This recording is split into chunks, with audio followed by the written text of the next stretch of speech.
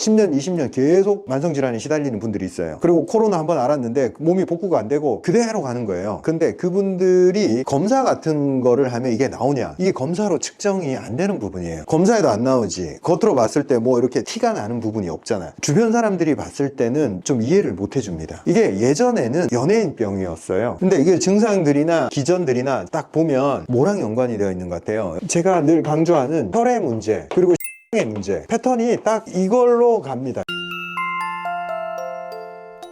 안녕하십니까 구독자 여러분, 후쌤입니다. 많은 분들이 자율신경실조증에 대해서 좀 다뤄달라 해서 이 주제를 들고 나왔습니다. 저도 뭐 임상에서 굉장히 많이 접하는 증상이고 요거에 대한 제 어떤 주관이 있어요. 그리고 이걸 그렇게 또 어렵게 대하실 필요도 없어요. 이 질환에 대해서도. 자, 먼저 자율신경이라고 했을 때 뭐 신경은 신경인데 자율신경이래, 이게 뭐냐 부터 알아야겠죠. 우리가 어떤 질환이나 어떤 단어를 접했을 때 여러분, 단순히 이걸 단독적으로 이런 자율신경이 이런 역할을 하네 라고 생각을 하지 마시고 먼저 얘가 도대체 뭔지를 알아야 돼요. 신경이 우리 몸에 자율신경밖에 없냐라는 의문을 한번 가져봅시다. 신경은 크게 뭘로 이루어져 있을까? 신경이란 도대체 뭘까? 신호를 전달하는 모든 뉴런 세포로 이루어진 것들을 다 신경이라고 그래요. 그러면 크게 얘기해서 뇌도 신경입니다. 그리고 뇌를 통해서 신호를 이렇게 우리가 손발을 움직여라, 근육이 지 마음대로 움직였을까요? 아니면 내가 손을 들어라 해서 움직였을까요? 이 신호가 가야지만 얘는 움직여요. 신경을 따라서 왔기 때문에 이 근육이 움직일 수 있습니다. 자, 크게 봤을 때 뇌, 척수 이 부분은 중추신경이라고 해요. 몸에서 명령을 내리고 감각을 인지를 하고 판단을 하고 생각을 하고 기억을 하는, 한마디로 뇌가 하는 작용들을 다 중추신경이라고 합니다. 중심부에 있는 이 컴퓨터 같은 신경입니다. 그러면 반대로 뇌에서 멀리 떨어져서 신호를 받는 쪽은 말초신경이겠죠. 들어봤죠? 말초신경. 말초신경을 또 두 가지로 나눌 수 있어요. 채성신경, 그 다음에 자율신경. 이제 자율신경이 등장을 했습니다. 크게 봤을 때 우리 몸에 가장 뇌나 이런 것들 중추신경이라고 하고, 그 외에 나머지 말초 쪽에 있는 거는 말초신경이라고 하는데 그 중에서 자율신경이 있더라. 그러면 이제 또 궁금하죠. 팔을 움직여라, 뜨겁다 이런 거 느끼는 거 다 말초신경인데 채성신경과 자율신경 두 개로 나눈다. 채성신경은 한마디로 우리가 통제할 수 있는 신경을 얘기를 하는 거예요. 걸어라, 들어라, 뜨겁다, 간지럽네 뭐 이런 모든 거. 그러니까 우리가 의식을 할 수 있고 통제할 수 있는 거, 이런 걸 채성신경. 그 다음에 자율신경은 우리가 의도적으로 조절할 수 없는 부분들이에요. 자, 의도적으로 조절할 수 없는 부분이 뭐가 있겠어요? 우리가 땀 내고 싶어서 내는 게 아니죠. 그냥 조건이 되면 땀이 일어나요. 그 다음에 심장 뛰어야지, 멈춰야지, 더 빨리 뛰어야지. 우리가 의도를 해서 조정을 할 수가 없어요. 소화기관이 작동하는 거 우리가 뭐 어떻게 하는 거 아니잖아요. 그 다음에 잠자는 거, 이런 거 모든 것들 우리가 의도적으로 다루지 않는 생명 유지 장치들, 우리가 개입할 수는 없지만 생명 활동을 위해서 반드시 필요한 행위들을 관할을 합니다. 자율신경이 작동하는 방식은 플러스와 마이너스 방식으로 조절을 합니다. 뭔가 좀 다운됐다 싶으면 이렇게 띄우고, 이렇게 과잉됐다 싶으면 이렇게 눌러줘요. 교감신경과 부교감신경 들어보셨죠? 이 두 가지로 몸의 패턴을 조정을 합니다. 교감신경은 긴장, 흥분을 주관을 하고, 부교감신경은 이완, 휴식. 그러니까 교감신경이 우위에 있다는 것은 모든 신체 기관들이 흥분된 상태, 심박수가 높아진다든가 동공이 확장이 된다든가 혈압을 높인다든가, 부교감신경은 안정시키고 심장 박동수를 줄이고 회복과 재생을 도와주고 소화를 편안하게 만들어줘요. 한마디로 하나는 올리고 하나는 좀 다운시키고, 이게 계속 몸의 중점을 유지시킵니다. 어떤 중점? 그건 몸은 일정하게 유지돼야지 생명력을 일정하게 유지할 수 있습니다. 이 작용을 항상성이라고 합니다. 그래서 자율신경에 문제가 생겼다 하는 것은 이 항상성이 유지가 되지 않는 겁니다. 그리고 교감신경, 부교감신경이 두 개의 중간점을 유지시키는 게 아니라 한쪽으로 치우쳐 버리는 거예요. 자율신경실조라는 것은 중간을 유지해야 되는 몸의 상태를 유지를 시키지 못하는 상태에 이르렀다, 이런 상태를 말합니다. 혈압이 조절이 안 되고 혈류순환이 안정적이지 않기 때문에 어지럽고, 심장이 안정적이지 않으니까 자꾸 두근거리고 항진되고 불안정하게 뜁니다. 그리고 땀 조절이 안 되니까 식은땀이 나고 혈류가 제대로 돌지 않아서 피가 안 가는 부분에서 저림이 나타나고, 피로 물질을 제대로 혈류순환에서 빼내지를 못하기 때문에 계속 피로합니다. 그리고 호흡이 안정되지 않고 불안정한 호흡을 가져가게 되는 겁니다. 당연히 심리적 불안감, 우울감, 항상성은 최종적으로 생명을 안정화시키는 목적이 있습니다. 근데 혈압이 안정이 안 되고 긴장, 이완 한쪽으로 치우쳐 버리니까, 긴장 쪽으로 치우치면 사람이 불안해하고, 이완 쪽으로 깔아앉아 버리면 우울증이 걸리고, 불안정한 형태의 생명 활동이 나타난다. 그리고 소화도 정상적으로 될 리가 없죠. 한마디로 우리 생명을 유지하는 모든 패턴이 불안정하게 돼버렸다. 그러니까 무엇이 이런 자율신경 실조증을 불러왔을 것 같아요, 여러분? 뭐가 이렇게 문제를 일으켰을까요? 그냥 가만히 있다가 생기는 경우도 있긴 있어요. 근데 대부분 이야기를 들어보면 사건들이 있었어요. 어떤 사건들이냐면, 강하게 걱정, 불안, 초조, 불편한 상황에 오래 노출이 되어 있었던 경우, 관계가 안 좋은 상태에서 시간이 굉장히 길게 지속된 경우, 즉 스트레스 상황이 깊고 길었던 경우에 몸에서 충격을 받은 거예요. 스트레스 상황이 일시적이면 이 자율신경이 그걸 굉장히 빠르게 해결을 합니다. 흥분되고 불안했다가도 시간 지나면 부교감 신경이 다시 안정을 시켜준단 말이에요. 근데 만약 불안한 상황이 어제도 있었는데 오늘도 있고 내일도 있고 계속 불안하다, 치우쳐 버립니다. 한쪽이 밸런스가 가운데를 딱 유지를 시켜야 되는데 기울어 버리는 거예요. 그래서 불안이 일상이 되어 버립니다. 스트레스 상황이 길어지면 자율신경 실조증은 올 수밖에 없습니다. 그리고 또 한 가지, 이 자율신경이라는 것은 한마디로 우리 생활의 리듬을 의미합니다. 일정한 패턴대로 돌아가는 거. 근데 이 일정함을 깨버리는 게 뭐가 있을까요?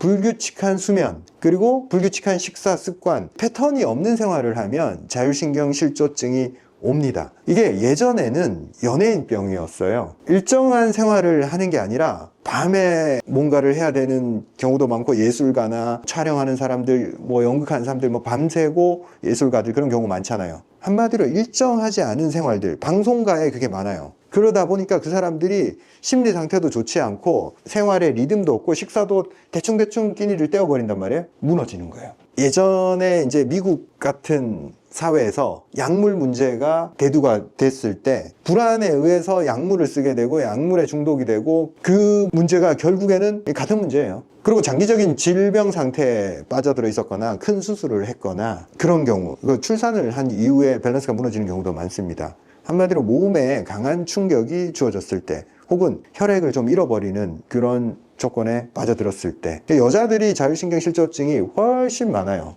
그 이유가 생리를 하잖아요. 그러면 혈액이 들쑥날쑥합니다. 안정이 안 돼요. 최소한 남자는 정해진 혈액 내에서 생리 리듬을 조정을 하잖아요. 근데 여자들은 생리를 했을 때 혈액 양이 부족했을 때 항상성을 유지하기가 더 어려워지는 거죠. 호르몬에 의한 이 리듬 자체가 훨씬 진폭이 크기 때문에 여성들이 더 많이 겪게 됩니다. 그리고 우리가 교감신경, 부교감신경을 조정하는 데 있어서 굉장히 중요한 게 운동입니다.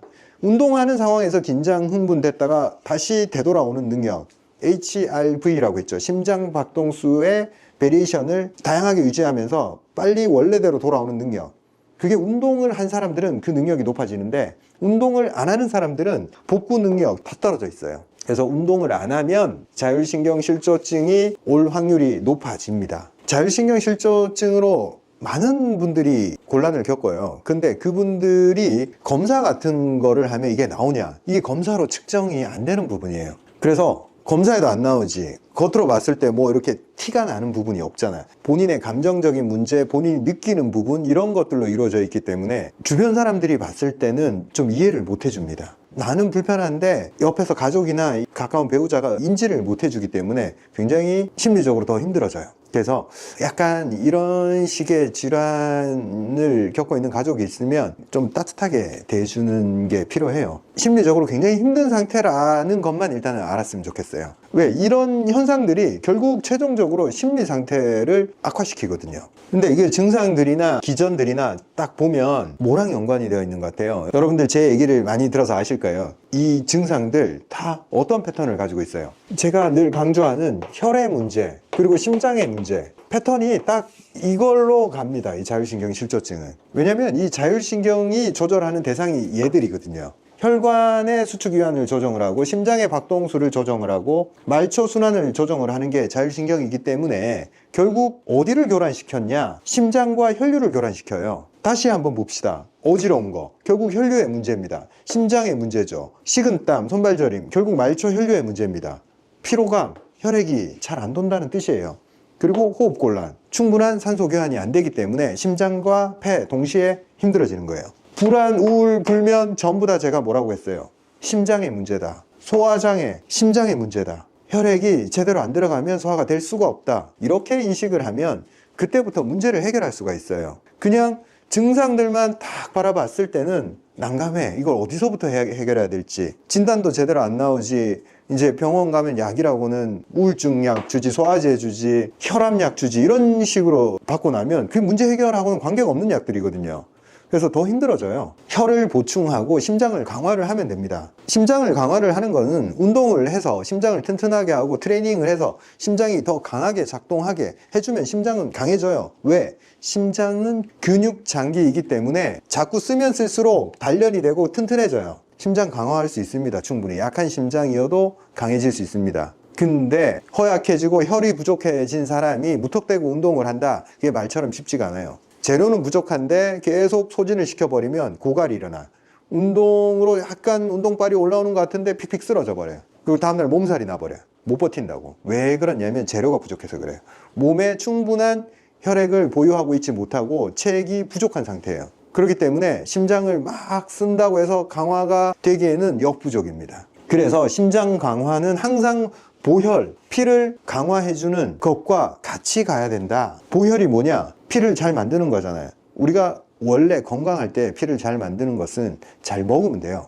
골고루 잘 먹고 살아있는 거, 신선한 거, 좋은 재료로 만든 거 이걸 먹어주기만 하면 몸이 시스템상 그걸 만들어냅니다. 근데 몸이 이미 균형이 깨졌죠? 자율신경이 왔죠? 혈액순환이 안 되죠? 이 상황에서는 잘 먹어도 그거 가지고는 복구를 못 시킵니다. 그래서 수술 후에 혈액이 부족해졌는데 10년, 20년 계속 만성질환에 시달리는 분들이 있어요. 그리고 코로나 한번 알았는데 몸이 복구가 안 되고 그대로 가는 거예요. 혈 부족에 들어가 버리면 이 자율신경을 비롯해서 모든 증상들이 그렇게 만만하게 잘 먹고 운동한다고 해결이 되지 않습니다. 증상을 컨트롤하기 너무 힘들고 너무 오래됐다.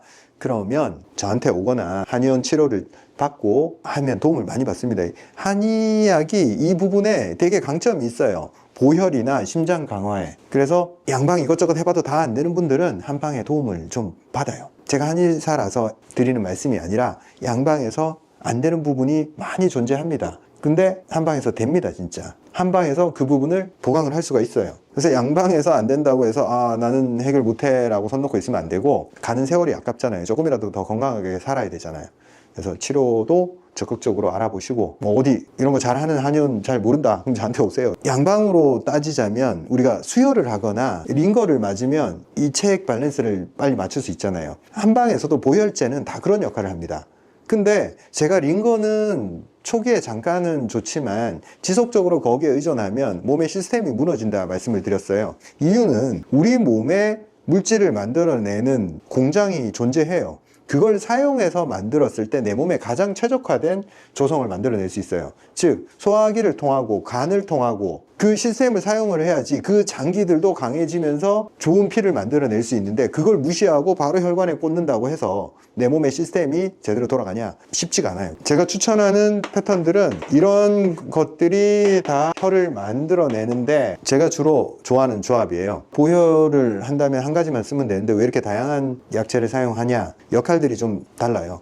혈을 우리가 재료적인 측면에서 볼륨을 늘려주고 그리고 막힌 부분을 뚫어주고 혈관 내에 기름기를 제거를 하고 말초를 확장시켜주고 여러 가지 작용들이 같이 작용했을 때 영양 상태가 좋아지니까 각 장기들이 매끌매끌 촉촉 윤기 있게 변하게 됩니다. 여기서 혈액의 영양 성분을 높여주는 것들은 당귀, 지황, 옥죽 이런 애들은 딱 먹어보면 달달해요. 안에 굉장히 많은 영양 물질이 들어있다는 것을 느낄 수 있을 정도로 맛이 있어요. 하수오까지 되게 맛있다라는 군에 속하는 약재인데 재료의 역할을 합니다. 그리고 단삼, 홍화 이런 약재들은 혈관에 뚫고 지나가는 능력 그리고 혈관의 표면의 윤활성 요걸 확보해 줍니다. 그래서 혈관이 손상됐거나 가다가 어딘가에 이렇게 좀 찐득한 게 껴있거나 이런 것들을 안전하게 녹여내요. 이걸 한약에서는 파혈이라고 하는데 죽은 피를 끄집어내고 뭔가 찌꺼기를 녹여내는 역할을 파혈이라고 해요. 근데 파혈을 할 때 너무 강한 약재가 들어가면 혈 찌꺼기만 녹여내는 게 아니라 혈관까지 녹여버려요. 그래서 파열 성향의 약재 중에서는 강한 것들을 좋아하면 안 되고 적당한 것들, 얘들이 딱 순해요. 다른 데를 건드리지 않고 안 좋은 찌꺼기들을 처리하는 데 딱 적합합니다. 그리고 산사, 요거는 꽃사과, 중국 산사, 산에서 나는 이 조그만 사과거든요. 요거는 시큼한 맛이 나요. 요거는 요 원료로 고지혈증 제제도 만들어요. 한마디로 혈관 안에 낀 기름때 요걸 녹이는 작용을 합니다.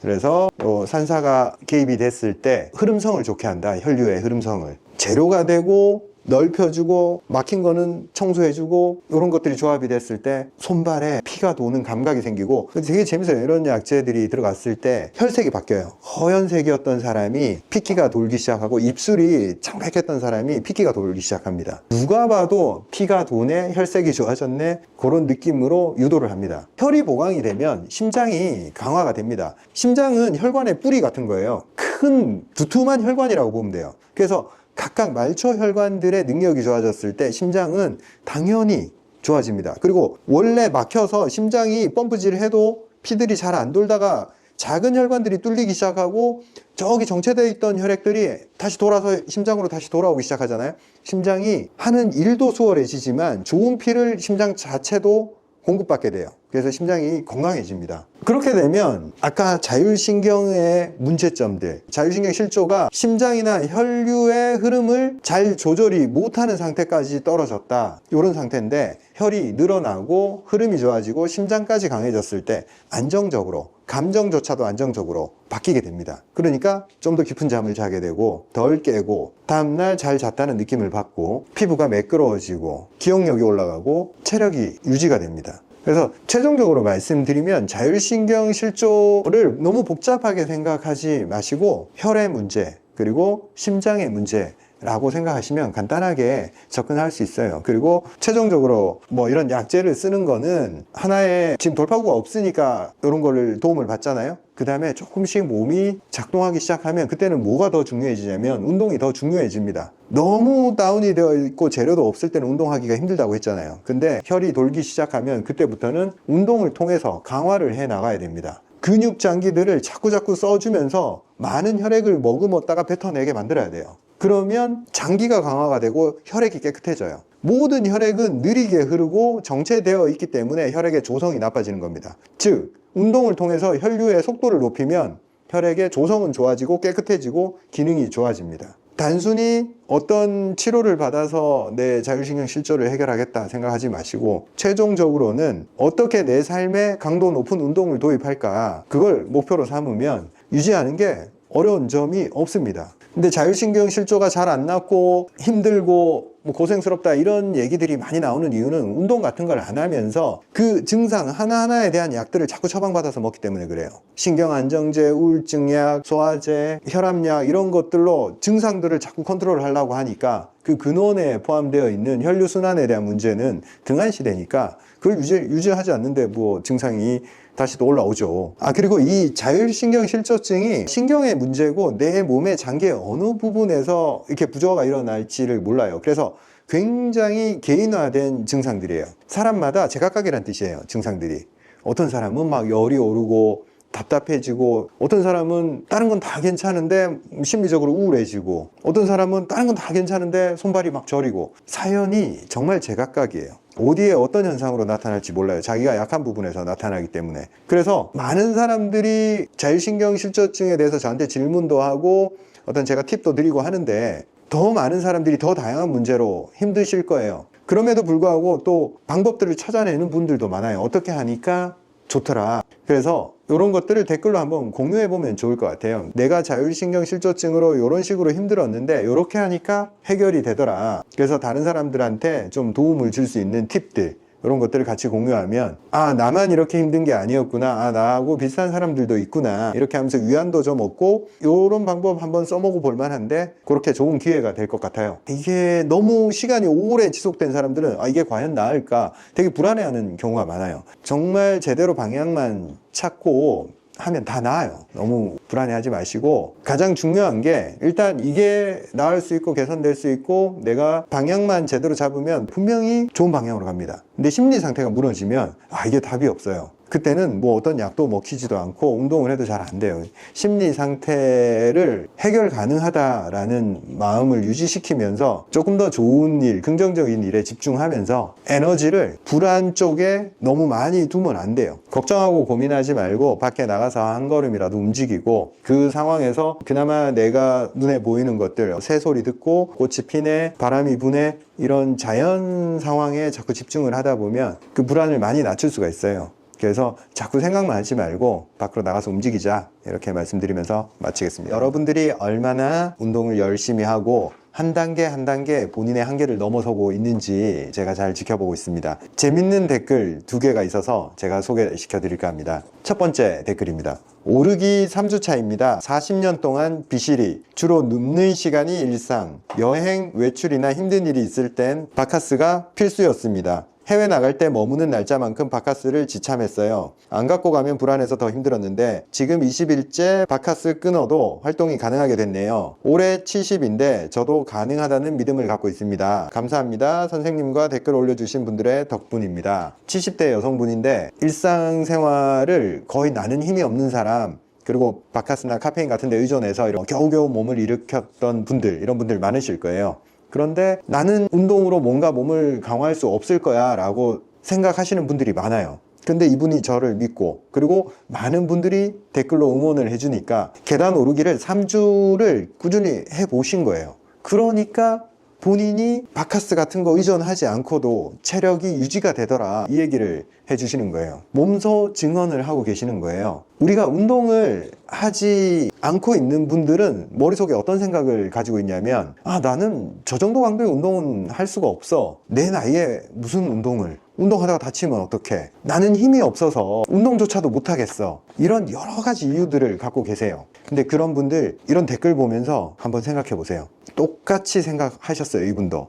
근데 믿고 한번 움직여 본 겁니다. 믿져야 본전이에요. 남들이 100층을 오르건 마라톤을 뛰건 그런 건 그 사람들의 얘기예요. 나는 계단 한 층을, 하루에 한 층을 매일 오르겠다, 그것만 반복해도 돼요. 내 수준에서 그게 무리가 되는데 그 이상을 자꾸 하고 남들과 비교를 하려고 하면 자괴감이 들어요. 그래서 내 수준에 맞게 한 발짝 떼는 거, 이게 훨씬 더 중요합니다. 막연히 운동은 힘든 거, 1시간을 투자해야 되고 1만 보를 걸어야 되고 어디 등산을 해야 되고 운동을 거창한 걸로 생각을 하면서 움직이질 않아요. 근데 대만 국립보건연구원에서 대규모 연구를 해봤어요. 41만 명을 대상으로 어느 정도의 운동이 어떤 효과를 발휘를 할까, 하루에 단 15분 운동하는 사람과 그렇지 않은 사람들을 41만 명을 대상으로 추적 관찰을 했어요. 96년부터 무려 8년간 관찰을 했습니다. 15분을 움직인 사람과 운동이라고는 아예 안 한 사람들, 그 2개의 군을 비교해 본 결과 쫙 통계를 내보니까 사망률이 14%가 줄었습니다. 하루 15분 운동을 했는데 누구는 죽었고 누구는 살았다는 거죠. 하루 15분 운동이 그렇게 충족될 만한 운동량은 아니에요. 그런데 그것마저도 하는 사람과 안 하는 사람이 존재하기 때문에 제가 드리는 말이에요. 15분만 투자해도 막대한 차이, 내가 죽었을 수도 있고 살았을 수도 있다, 이 얘기를 하는 겁니다. 내가 8년 후에 죽을 수도 있고 살 수도 있다, 그 정도의 차이를 만든다는 겁니다. 자, 또 한 사연을 소개해 드리겠습니다. 이번에는 80세 여성분입니다. 저는 80세 여자인데 엘리베이터 없는 빌라 5층을 하루에 아침, 점심, 저녁 3회로 나눠서 각 6차례씩 계단 오르면 합 90층을 오릅니다. 근데 옆집 아저씨가 저에게 무리한다고 만류했어요. 저 역시 겁났지만 그래도 할만해서 계속 20일 이상 오르는데 향후 더 도전해 보려 합니다. 나름 본인의 규칙을 만들어서 본인이 실천을 하고 계신 거예요. 내가 나이가 80인데 할 수 있을까라는 머릿속에 자꾸 생각만 하고 있으면 아무 일도 일어나지 않아요. 그런데 내가 한꺼번에 90층을 올라라 하면 무리 되는 걸 본인이 아는 거예요. 그러니까 나눠서, 쪼개서 한 번에 무리 되지 않게. 근데 합쳐보니 그게 합이 90층인 거예요. 가능합니다. 본인의 방식대로 본인 몸에 맞게 이 정도 도전을 할 수 있는 겁니다. 하루에 조금의 시간만 투자해서 운동을 해도 사망률이 줄어드는데, 또 다른 재밌는 연구 결과가 있는데, 이탈리아 트레빌리오 카라바조라는 병원에서 632만 명의 암 환자 데이터를 가지고 연구를 했어요. 그랬더니 이 암 환자들의 사망률이 14%가 높아지는 요인을 찾아냈습니다. 그 요인이 뭘까요? 비만이었습니다. 물론 이 연구에서 비만의 기준 자체가 좀 높긴 해요. BMI 30 이상인 경우, BMI 30이면 고도 비만의 영역에 속하기 때문에 암 환자이건 아니건 사망률이 높을 확률이 높습니다. 암 환자 632만 명 중에서 비만이니까 더 사망률이 높아지더라. 얼마나? 14%더 높아지더라. 이런 연구 결과를 내놨습니다. BMI가 높다, 이게 뭘 의미하겠어요? 운동을 전혀 하지 않는다, 이 얘기랑 연결이 되어 있습니다. 사실 우리가 다이어트라고 하면 어떤 식단을 해서 뭘 먹어서 살을 빼고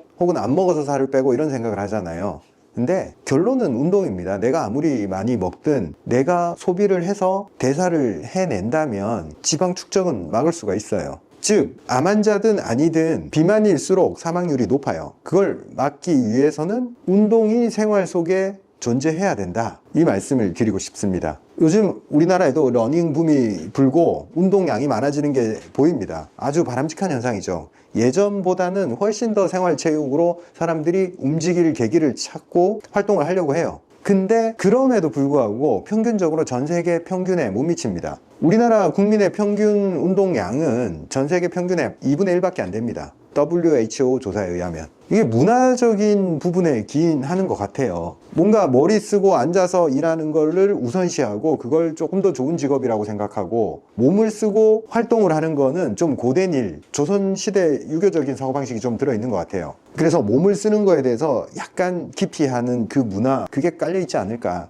싶습니다. 우리가 생각하는 것보다 더 많이 움직여야 됩니다. 내 건강을 유지할 수 있는 운동량을 확보하기 위해서는. 그래서 첫 발짝을 떼는 것도 중요하지만 그렇게 자꾸 익숙해져 가면서 내가 이 정도면 충분해 라고 생각하던 그 한계를 자꾸 넘어서서 운동을 하는 횟수, 일수, 양 어떻게 하면 더 늘릴까, 그걸 많이 고민하셔야 돼요. WHO에서 권장하는 운동량은 어느 정도냐면 일주일에 중강도 150분 또는 고강도 75분을 채워야 됩니다. 중강도 150분은 예를 들면 빠르게 걷기, 이게 중강도예요. 30분을 빠르게 걷기를 한다. 그러면 5일은 해야 됩니다. 연속으로. 이틀은 쉬더라도 5일은 채워줘야지 30분 빠르게 걷기. 그래야지 기준을 충족을 해요. 그것조차 안 하는 사람들이 너무너무 많다는 거죠, 우리나라에는. 고강도 운동은 러닝 25분짜리를 3번 하면 75분이 되죠. 요게 일주일 권장량이에요. 계단 오르기는 중강도와 고강도 사이에 있습니다. 25층까지 올라가면 제가 7분 걸린다고 얘기했죠. 고강도 운동 75분은 고강도 러닝을 빠르게 뛰는 거, 헐떡헐떡거리게 옆 사람이랑 대화할 수 없을 정도로 빠르게 뛰는 거, 그것을 25분 한다고 칩시다. 그걸 3일 하면 75분이에요. 일주일에 그 정도는 해야 된다는 거예요. 빠르게 뛰는 것을 3번은 해줘야 된다. 그러면 우리가 하는 계단 오르기 기준으로 어느 정도를 하면 충족이 될까? 계단 오르기 정도의 강도는 한 15분을 투자하면 됩니다.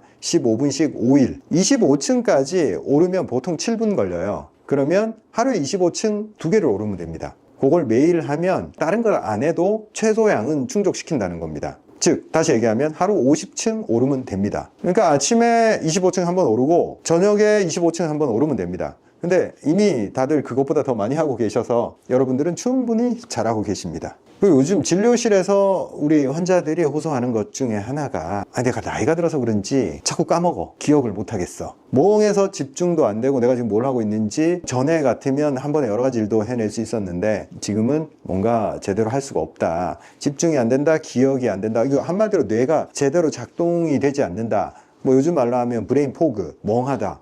이런 얘기들을 하는 사람이 정말 많아요. 이건 간단해요. 우리가 운동을 하면 해소가 됩니다. 계단 오르기를 하면 잡생각이 줄고 머리가 맑아지고 기억력이 올라갑니다. 이걸 실제로 해본 사람들은 그 변화를 느끼면서 많이 놀래요. 그거랑 관계가 없을 줄 알았거든. 근데 저 역시도 그걸 느끼고, 운동을 한 날과 안 한 날 확연히 차이 나요. 머리 회전 능력이. 그리고 환자들이 다 똑같이 얘기를 해요. 계단 오르기를 하니 기분이 좋아지고 머리가 맑아지고 좀 더 또렷해지더라. 이 얘기를 똑같이 합니다. 그럼 왜 운동을 하는데 머리랑 무슨 상관이 있을까? 단순하게 얘기해서 당연히 머리에 좋은 피가 들어가서 그래요. 근데 조금 더 복잡하게 얘기하자면 우리 몸의 에너지원은 다 당이에요. 이 당을 가지고 뇌세포도 움직이고 근육도 움직이는 거예요. 우리가 음식을 먹고 혈중에 당이 높아졌어요. 근데 이걸 누가 갖다 써요? 뇌도 갖다 쓰고 근육도 가져다 씁니다. 그러면 근육 운동을 많이 해서 이 에너지원인 당을 많이 가져가면 뇌는 당을 뺏기는 것처럼 느껴지잖아요.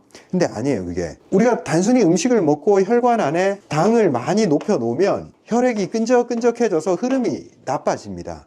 오히려 그래서 뇌로 가는 혈류가 줄어요. 혈류가 줄고 산소가 줄어요. 한마디로 뇌가 잘 작동하지 못합니다. 근데 근육이 올라간 당을 빠르게 갖다가 써주면 혈당의 이 변동축을 굉장히 느슨하게 만들어줘요. 완만하게. 그러면 혈액이 끈적끈적해지지 않고 일정한 당 상태를 유지하니까 뇌 입장에서는 원활한 당 공급이 돼요. 효율이 높아지는 거죠.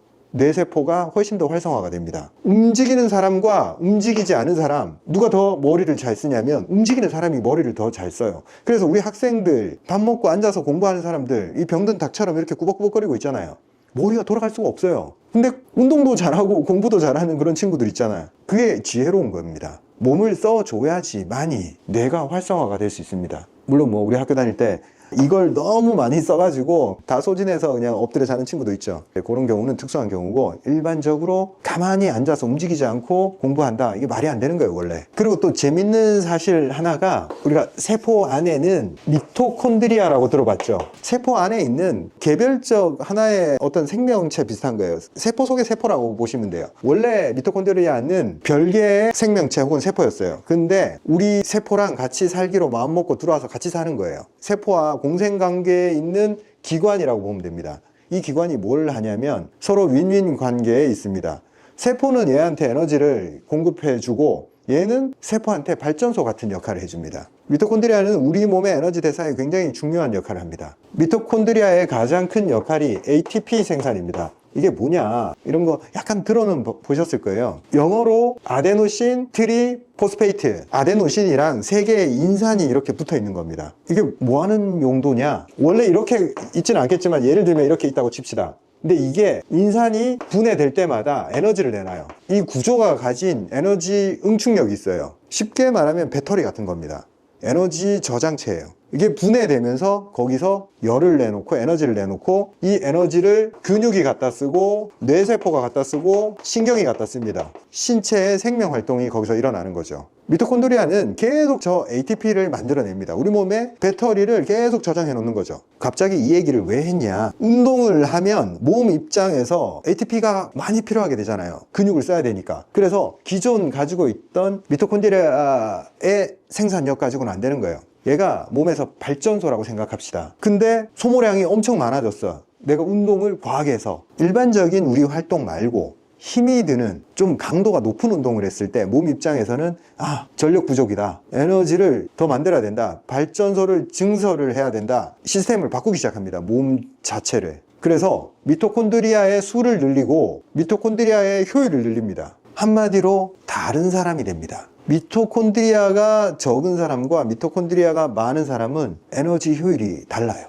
미토콘드리아가 많으면 몸에서 에너지 대사가 활성화가 되기 때문에 체온 유지에 이득이 있고 에너지를 더 효율적으로 사용을 하고 머리가 더 잘 돌아가고 근육의 힘이 더 좋습니다. 그리고 우리가 스트레스를 많이 받으면 이 세포가 사멸이 되는데, 이 사멸에 세포가 죽어라 라는 신호를 내놓는 게 미토콘드리아예요. 근데 미토콘드리아가 건강하고 숫자가 많잖아요. 그러면 세포를 먹여 살릴 능력이 되니까 세포가 죽어라 하는 신호를 적게 내놓습니다. 한마디로 세포를 더 건강하게 더 오래 사용할 수 있어요. 젊어진다는 거죠. 그래서 운동하는 사람의 피부 때깔과 그렇지 않은 사람의 피부 때깔을 보면 좀 다르죠. 그 사람의 미토콘드리아 숫자가 다르다라고 생각하시면 됩니다. 제가 처음에 말씀드렸을 때 나는 운동할 힘이 없어요, 운동을 하고 싶어요, 근데 운동할 힘이 없어요 라고 운동을 안 하는 이유들을 대는 분들이 있어요. 근데 생각해 봅시다. 운동을 안 하면 이 미토콘드리아 숫자가 그렇게 사용할 일이 없으니까 다 숫자가 줄어 있어요. 그리고 얘들이 생산하는 배터리가 한정적이겠죠.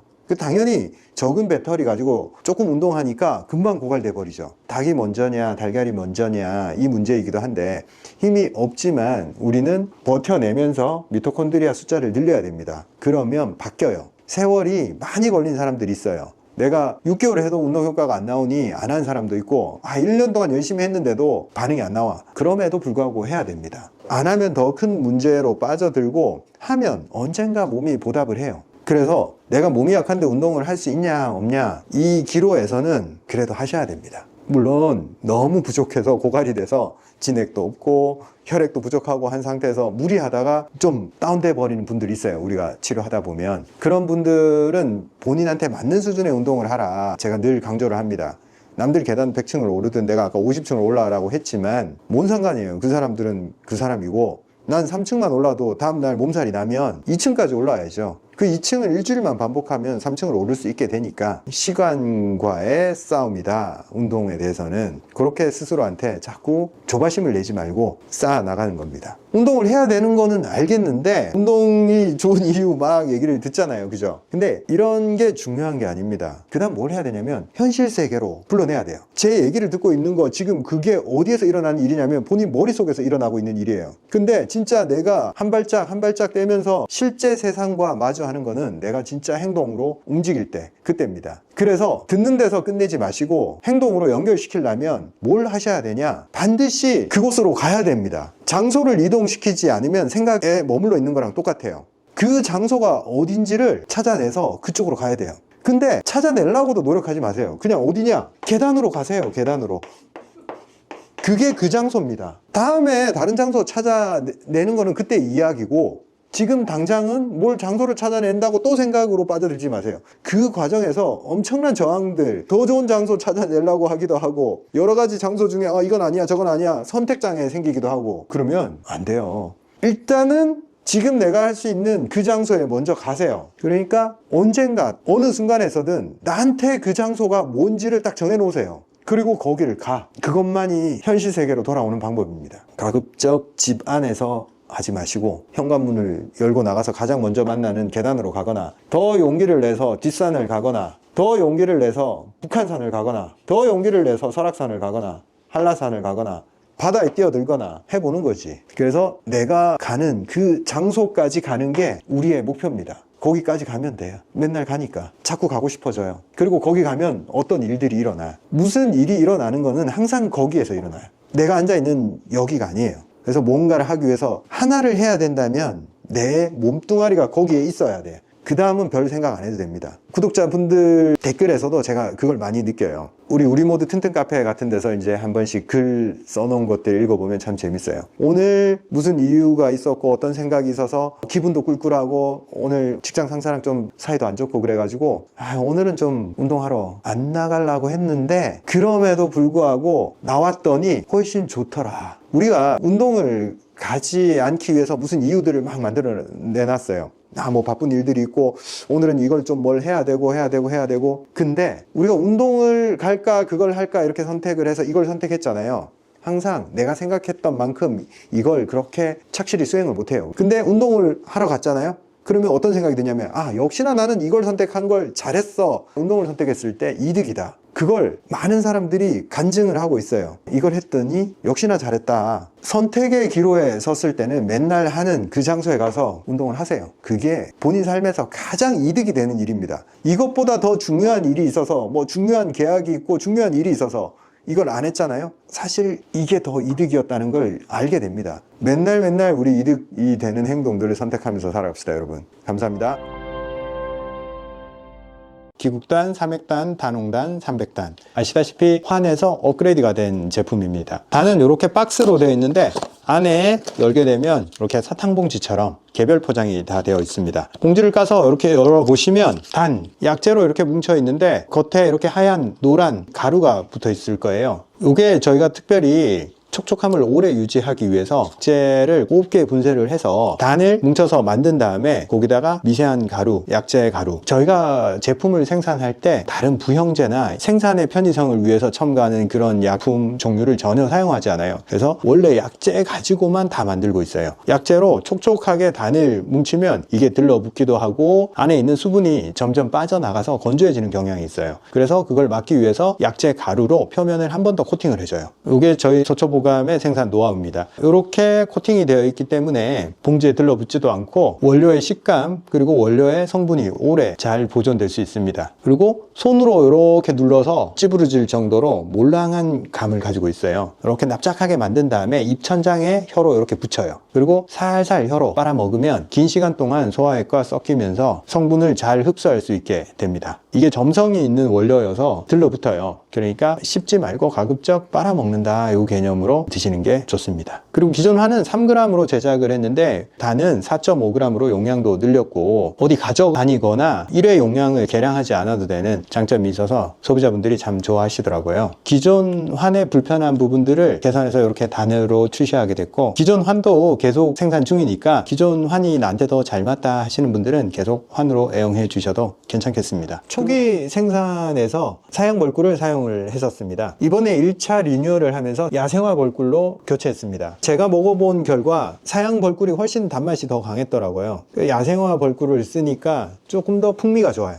그리고 단맛은 낮아지면서 훨씬 부드러운 느낌을 주니까 좋더라고요. 이 사이에 낀다 이런 식감도 훨씬 줄었습니다. 여러분들이 표현하시는 의견들, 초기부터 제기되었던 사양벌꿀보다는 천연벌꿀을 사용하는 게 좋겠다, 입에 붙는다, 그리고 단맛이 강하다, 이 문제를 야생화 벌꿀로 바꾸면서 거의 다 잡았습니다. 저희 서초보감은 언제든지 여러분들의 의견을 수용을 해서 더 좋은 방향으로 제품을 개선해 나갈 것입니다. 먹어봤을 때 첫 느낌이 뭐냐면 맛이 더 고급스러워졌다, 이걸 딱 느낄 수 있어요. 그리고 국산 야생화 벌꿀을 쓰면서 원재료 단가가 좀 올라갔어요. 근데 제품 가격은 그대로 유지하겠습니다. 여러분들이 워낙 사랑하는 제품 라인업이기 때문에 감히 가격을 제가 못 올리겠어요. 여러분들의 의견을 언제든 경청을 하고 있고, 제품을 드시면서 의견사항이 있으면 유튜브 댓글로도 좋고 제품 후기에도 남겨주시면 저희가 허투루 보지 않습니다. 어떻게든 좋은 방향으로 만들어 나갈 거예요. 리뉴얼 1, 2, 3 계속 갈 겁니다. 우리는 우리 제품을 길게 드시고 계시는 분들 1년 넘게 드시고 계시는 거 알고 있습니다. 여러분들이 느끼기에 뭔가 맛이 조금씩 바뀐다, 이런 걸 느끼셨을 거예요. 저희가 한두 달 내로 계속 새 제품으로 만듭니다. 그 과정에서 우리가 뭘 하냐면 그 시점에 구할 수 있는 최상급 재료들을 그때 찾아냅니다. 그래서 맛이 달라요. 계속 맛이 조금씩 다를 수 있는 거, 그리고 그 방향성은 항상 괜찮은 쪽으로 가고 있다는 거 지켜봐 주십시오. 감사합니다.